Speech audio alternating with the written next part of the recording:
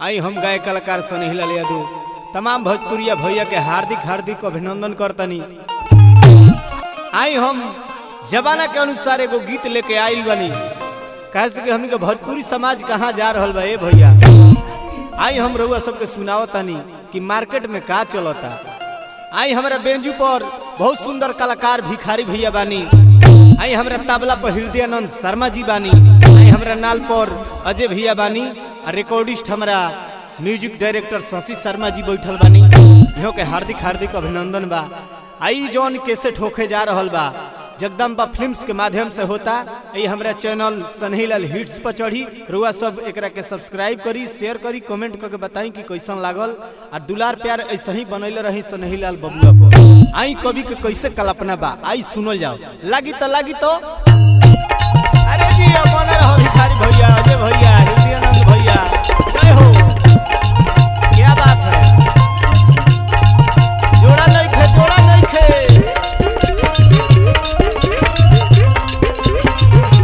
वाह वाह, खेला ना हो।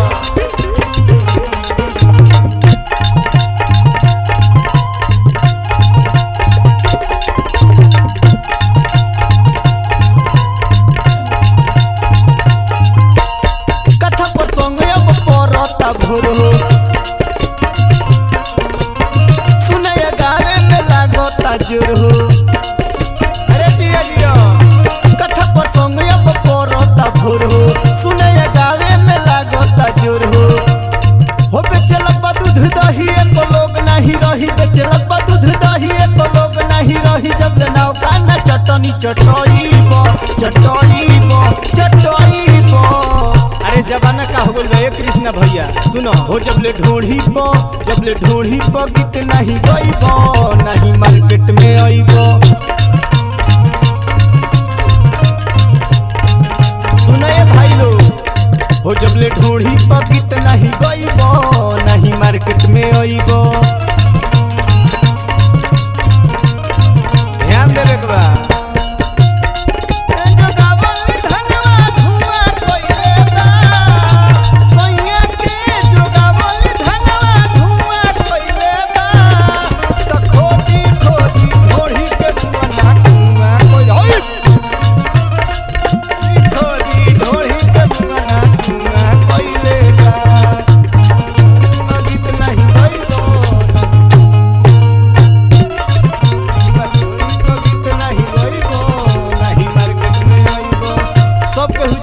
जितना भी लोग बैठल बा सभे जानो तनु कि अभियंता जी का गाइले, लेकिन तबो देखी सब केहू जाने बाउर बोल सभियंता।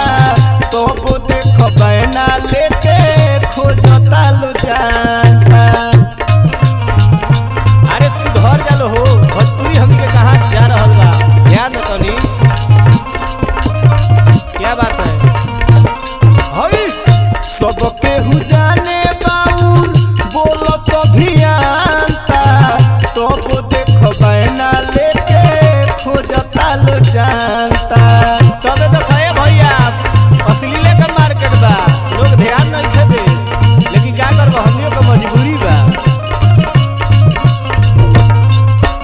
और एगो कलाकार बाड़े जे 65 साल के हो गइल बाड़े, लेकिन वो लइके खाली गावेले।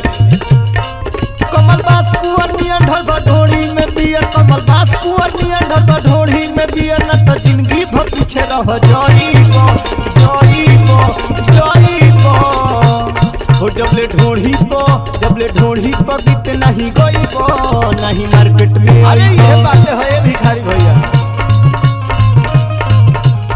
अरे जियो जबले ढोड़ी पो गीत नहीं गइबो, नहीं मार्केट में आइबो। अरे जिया ए रवि भैया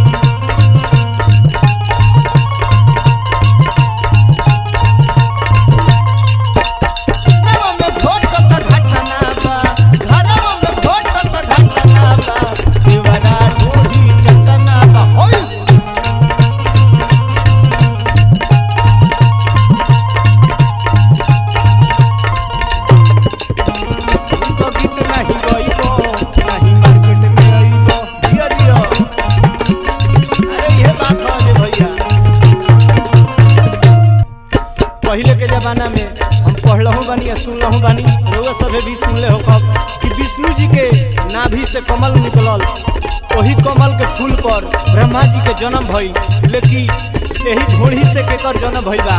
आई रउआ सबके सुनावतानी।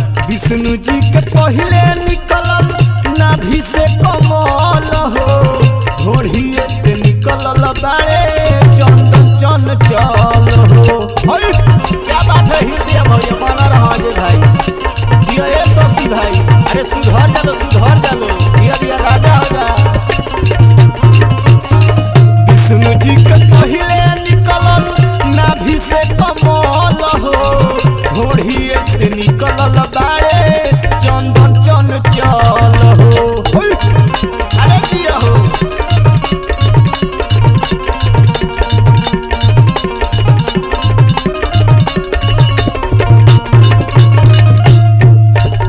भैया, एबरा के जबर तो कैसन हो गइल बड़े, का करब हमनियो के मजबूरी हो गइल बा।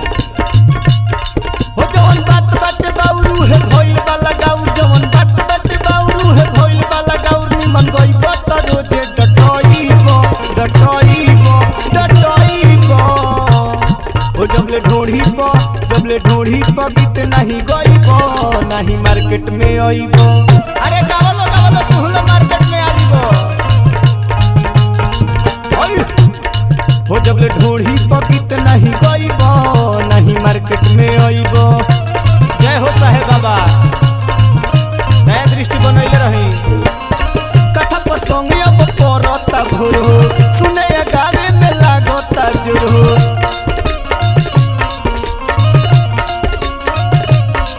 बेचलबा दूध दही एक लोग नहीं रही, बेचलबा दूध दही एक लोग नहीं रही। जबले नौका न चटनी चटइब। हो जबले ढोढ़ी प गीत नहीं गइब, नहीं मार्केट में आइब।